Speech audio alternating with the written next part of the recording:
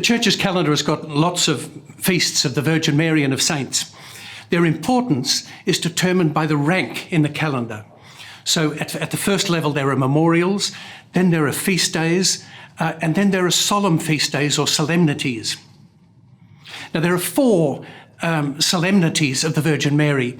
The first is Mary, Mother of God, which is the oldest and most important of the Marian feasts, and it's on the 1st of January, so it gets all mixed up with Christmas and New Year. Then we've got Mary, Help of Christians on the 24th of May, which is the patronal feast of Australia. Next is the Assumption of the Virgin Mary on the 15th of August. This is an important feast because it celebrates Mary's participation in the resurrection of Christ. So it's Mary and Easter. And then finally is the 8th of December, her Immaculate Conception. Now, when we talk about a holy day of obligation, we're not changing the rank or the importance of a feast day, but rather we're saying that we celebrate it like a Sunday.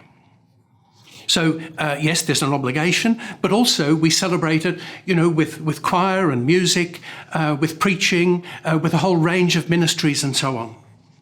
Now, that's hard to do in Australia because holy days are not holidays as they were in olden days. And so we've reduced the number of holy days in Australia to 2, Christmas Day and then this Feast of the Assumption. We were keen to keep that so that we have one of these holy days of obligation set aside for the Virgin Mary.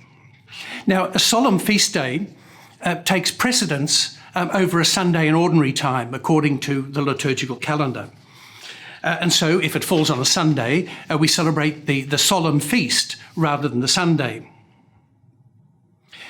This year, in 2020, it falls on a Saturday. And so we get 2 days side by side, the solemn feast and then the Sunday. Normally, Saturday would be devoted to celebrating the Virgin Mary and Sunday to the usual Sunday celebration. But of course, we're used to beginning the Sunday on a Saturday evening. And so people's expectations will be that on the Saturday evening, they're coming to a Sunday Mass, which is perfectly normal and reasonable. Now, it would be possible to celebrate the Virgin Mary on Friday evening and Saturday, even though, technically on Saturday evening, we could be celebrating the Virgin Mary. In any case, this year it's all different because of the COVID-19 lockdown. And so all obligation, has been waived because of restricted numbers. And so we do what we can. We try to celebrate the Sunday, which is the day of the risen Lord, and we try to celebrate the Feast of the Assumption, which is Mary's participation in the resurrection, in the risen life of Christ.